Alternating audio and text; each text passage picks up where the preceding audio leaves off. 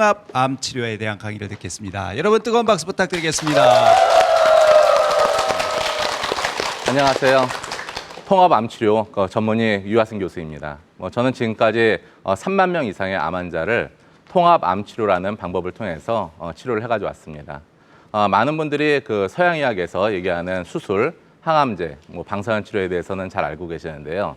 이렇게 한방병원에서 치료하는 방법이라든지 아니면 또 그 통합암 치료라는 게 무엇인지 이런 것들에 대해서는 잘 알지 못하시는 것 같더라고요. 통합암 치료라는 것은 동양의학과 그리고 서양의학이 만남에서부터 출발을 하는데요. 이 동양의학의 침이라든지 아니면은 요가, 또 약초, 이런 전통의 지혜들이 있잖아요. 이런 것들이 서양 의학의 과학을 함께 만남으로써 효과 또 안전성이 입증된 방식으로 암을 치료한다는 그런 얘기가 되겠습니다. 또 기존의 암치료법 같은 경우에는 암 자체에다가 포인트를 맞추는데요.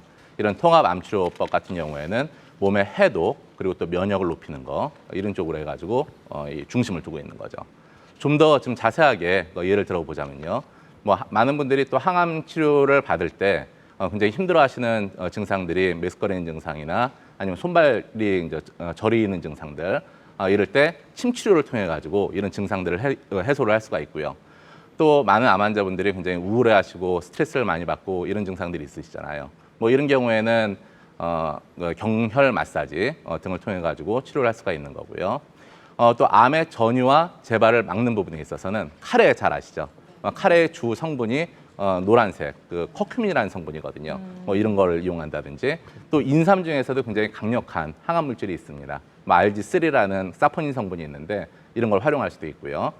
이렇듯 이런 통합암 치료법을 받게 되면은 이것이 암 환자의 삶의 질을 개선시키고 증상을 좋게 만들어주는 것뿐만이 아니라 궁극적으로는 치료율도 높여주게 되고 또 그 생존율 이런 것들도 높여주게 됩니다. 침 치료를 중심으로 해가지고 한번 말씀을 드려보도록 하겠습니다. 최근 들어가지고는 뇌 과학이 발달하게 되고 또 많은 분들이 이 침 치료가 어떻게 진통 효과를 나타내는지 이런 것들에 대해서 객관적으로 규명이 됨에 따라서 전 세계적으로 이 침 치료가 널리 쓰여지고 있는데요. 여기서 문제 하나를 좀 드려보도록 하겠습니다. 자, 화면 보시게 되면요. 하버드 대학교 잘 아시죠? 네. 하버드 대학교 암센터에서는 암 환자 치료에 있어가지고 침 치료를 사용할까요? 할 것 같아요. 자, 그러면 자, OX로 좀 네. 풀어주셔야 될 것 같네요. 예, 어머님들은 반응이 대부분 할 것 같다라고 하셨는데요. 예. 자, 우리 출연자 세 분께서는 하버드 의대 암센터에서는 암 근데 환자에게 이게 침 치료를 할까 안 할까? 침 치료가 동양의학이기 때문에 그렇죠. 과연 하버드 의대에서 침 치료를 할까? 예. 예. 자, 최우선 강사님께서는 O. 예, 그리고 우리 이재우 트레이너께서도 역시나 O. 이종주 변호사님께서는 X, X. 하셨어요. 자, 예. 특별히 예. X 하신 이유가 있어요? 수준 높은 동양의 의술을 네. 서양에서 할 수 있을까요? 그렇게 오히려. 야, 예, 예. 예. 그럴 수도 있네요. 네. 그럴 수도 있네요. 예. 교수님 자, 정답은요? 교수님. 정답은 하는 겁니다. 같이 병행한다. 사진을 보시게 되면요. 네. 예. 이 교수님이 굉장히 유명한 하버드 대학교의 교수님이신데 네. 바로 암 환자를 대상으로 해서 침 치료를 이렇게 시행하는 모습입니다. 지금부터 16년 전인 2000년도에 벌써 하버드 대학교에서는 이런 통합의학 부서를 개설을 해가지고 암 환자의 치료에 있어서 이런 침 치료를 사용을 하고 있습니다. 네. 굉장히 좀 놀라운 사실이죠. 네. 그렇다면 이런 침 치료를 어떤 경우에 사용할 수 있는지에 대해서 좀 더 구체적으로 말씀을 드려보도록 하겠습니다. 보통 그 암 치료하면 떠오르는 것은 항암 치료나 방사선 치료나 굉장히 독한 치료잖아요. 네. 이런 독한 치료를 받게 되면은 각종 부작용도 생기고 또 면역력도 떨어지고 하다 보니까 넘어야 할 산들이 굉장히 많이 있죠. 네. 또 수술한 다음에 면역력이 급격하게 떨어지는 이런 부분에 있어가지고 환자분들이 굉장히 걱정을 많이 하시거든요. 그렇다면 대표적인 증상이 어떤 거가 있을지 한번 살펴보도록 하겠습니다. 제일 먼저 그 대표적인 증상은 메스꺼리는 증상이죠. 네. 이것은 그 항암 치료에 의해 가지고 위장관 세포들이 손상을 받고 또 뇌 속에 있는 구토 중추가 이제 활성화되면서 이게 메스꺼리는 증상이 발생을 하거든요. 그럴 때 이 손목에 위치하고 있는 내관혈이라는 경혈점이 있습니다. 네. 손목 보다 조금 이렇게 아래쪽에 있는데요. 이쪽을 침이나 아니면 전기로 자극을 하게 되면은 그 신호가 정중신경을 타고 쭉 뇌로 올라가 가지고 이 뇌 쪽에 구토 중추를 억제를 하는 그런 효과를 나타내 가지고 이 메스꺼리는 증상이 개선이 되는 거죠. 네. 뭐 메스꺼리는 게 개선이 되니까 네. 당연히 뭐 밥맛도 좋아지게 되고 또 여러 가지 면역도 네. 높아지게 되는 거죠. 네. 이런 침 치료뿐만이 아니라 뭐 먹는 거를 이용해 가지고도 마찬가지로 메스꺼리는 증상을 개선시킬 수가 있거든요. 네. 사실 문제를 하나 또 네, 내보도록 하겠습니다. 바로 문제가 들어가는군요. 자, 다음 중 메스꺼리는 증상을 개선해주기 위한 대표 음식은 무엇일까요가 문제입니다. 네, 맞습니다. 보기 1번 오이, 2번 가지, 3번 생강, 4번 키위. 우리 주부님들은 아무래도 살림 많이 해보셔서 아실 것 같은데 몇 번일 거? 생강? 생강. 예, 3번. 자, 생강. 예, 오이, 우리 가지, 패널 분들은 생강, 키위. 예. 모두 3번 생강을 생강으로 써주셨어요. 예, 아무래도 네. 약성분 있다고 생각하면 생강이 가장 적합하지 않을까 이렇게 네. 생각할 수도 있는데요. 문제를 너무 쉬운 문제를 낸 거예요. 정답입니까, 네, 교수님? 정답입니다. 예, 생강에는 진저롤이라는 성분이 있거든요. 네. 이 진저롤이라는 성분이 앞서 말씀드린 구토중추도 억제를 하게 되고요. 또 여기서 그렐린이라는 위장 쪽에서 분비되는 식욕을 촉진하는 그런 호르몬이 있습니다. 이런 것들의 분비를 네. 촉진시킴으로써 이 메스꺼린 것도 좋게 만들어주고 네. 뭐 식욕도 좋게 만들어주고 하는 거죠. 네.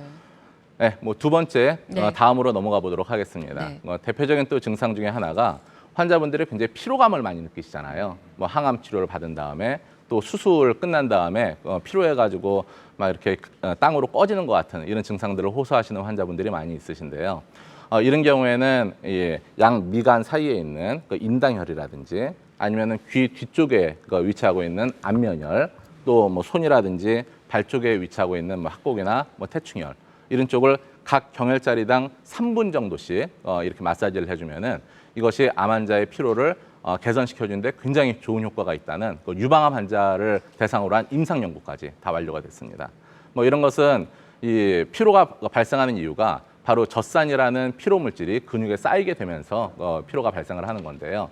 이런 경혈 마사지가 이런 피로 물질을 없애주면서 피로를 개선시켜주는 그런 효과를 나타나게 되는 거죠. 뭐 마지막 세 번째로는 또 주변에서도 많이 보셨을 수도 있는데요. 특히 뭐 유방암 환자들이라든지 아니면 자궁암, 난소암 환자분들이 항암 치료를 받는 도중에 손발이 뭐 너무 이렇게 저리다는 증상을 호소하시고요. 또 아니면은 다리가 너무 아파가지고 걷지를 못하겠다라든지 아니면 물건을 집을 수 없는 뭐 이런 정도의 저린 증상들을 호소하시는 분들이 많이 있으시거든요. 뭐 이 경우도 마찬가지로 항암 치료가 신경세포를 손상을 하기 때문에 발생하는 그런 증상들이에요. 뭐 이 경우에 침이라든지 아니면 전기 자극을 이렇게 주게 되면은 이것이 우리 몸에서 진통 물질이 있습니다. 바로 오피오이드라든지 아드레날린 같은 그런 물질이 있거든요. 뭐 이런 물질의 분비를 촉진을 시킴으로써 이 통증 그리고 저린 증상 이런 것들을 개선시켜주게 되는 거죠. 미국에서 또 그 10년 연속 암으로 1등을 차지한 그런 굉장히 유명한 병원이 있습니다. 네. 뭐 국내에도 잘 알려진 병원인데요. 바로 MD 앤더슨 암센터라는 곳이에요. 뭐 이곳에서 뭐 저도 여기서 사실 1년 정도 이렇게 연수를 하고 했었는데 한의사가 미국의 최첨단 병원에서 뭐 연수를 냈다. 굉장히 뭐 이상하기도 하고 네. 한편으로 신기하기도 하시죠. 네. 근데 이 병원에서도 앞서 말씀드린 하버드 병원하고 마찬가지로 암 환자의 증상 관리 뭐 이런 것들을 위해 가지고 침 치료를 사용하고 있고요. 심지어는 로비를 가보게 되면은 그 로비에서 이 암 환자분들에게 침 치료를 받으라는 홍보 문구까지 이렇게 나와 있습니다. 네, 지금까지 이런 뭐 침 치료에 대해서 말씀을 드렸기 때문에 전반적으로 분위기가 너무 가라앉은 것 같습니다. 네, 그렇다면 이제부터는 내 몸을 해독하고 또 면역을 높여주는 이런 통합 암 치료법, 궁극적으로 이제 암을 예방하는 방법에 대해서 네. 말씀을 드려보도록 하겠습니다. 우선 그 암을 예방하고 또 그 몸을 해독하기 위해 가지고는 평소의 생활 습관을 바꾸는 것이 굉장히 중요한데요. 저는 환자분들한테 333 법칙을 꼭 지키라고 말씀을 드리고 싶습니다. 뭐 많이 또 들어보신 얘기기도 할 텐데요. 주 3회 30분 이상 운동을 하라. 오늘 트레이너분 나오셨죠. 네. 또 주 3회 30분 이상 명상을 하라. 그리고 마지막 세 번째는 주 3회 30분 이상 대화 있는 식사를 하라. 이 세 가지입니다. 네. 첫 번째, 주 3회 30분 이상 그 운동을 하라. 뭐 운동을 함으로써 우리 건강을 유지하는 것은 뭐 굉장히 중요하다는 걸 잘 알고 계시는데 일단 수술을 하거나 또는 항암 치료 받은 다음에 너무 피곤하다 보니까 침대에 잠깐 누워 계시려는 경향이 있으시거든요. 네. 뭐 그거보다는 오히려 가벼운 운동을 하든지 아니면 산책을 하는 것이 뭐 회복을 하는 데 있어 가지고 더 빠른 촉진을 가져다 줄 수가 있고요. 특히 햇볕을 쬐는 것이 굉장히 중요합니다. 네. 햇볕을 쬐게 되면은 내 몸 안에서 비타민 D를 생성을 하게 되는 거죠. 이것이 바로 내 몸의 해독이라고 말씀을 드릴 수가 있겠습니다. 예.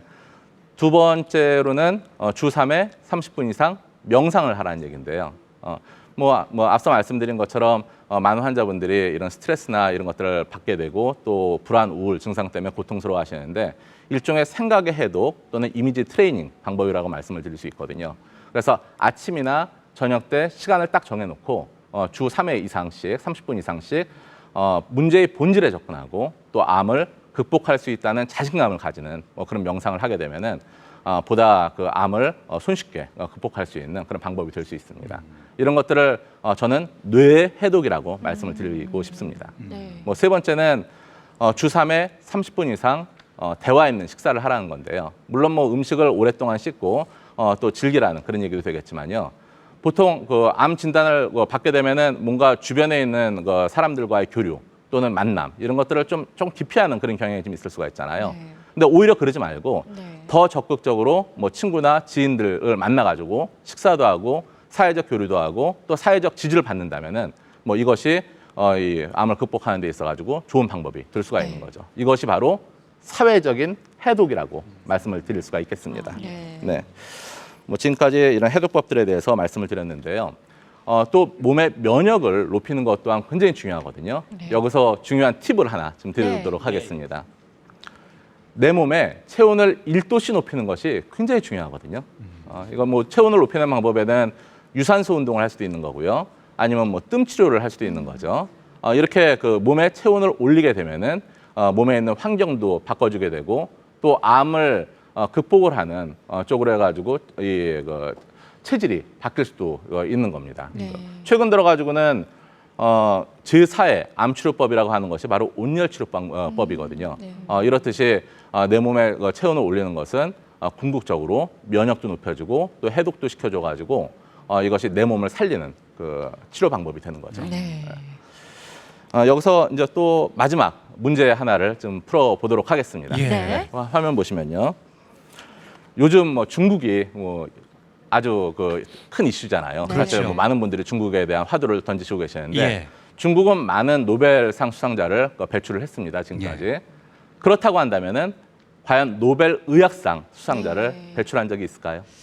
문제입니다. 글쎄요. 자, 중국은 노벨 생리의학상을 받은 적이 있을까요? 역시 OX 퀴즈입니다. 네. 자, 세 분의 패널들은 O. 자, 변호사님. 네. 이번에는 같이 가시는 걸로. 역시나 역시 오, O입니다. 좋습니다. 정답이 뭔가요, 교수님? 네, 정답은 받은 적이 있다.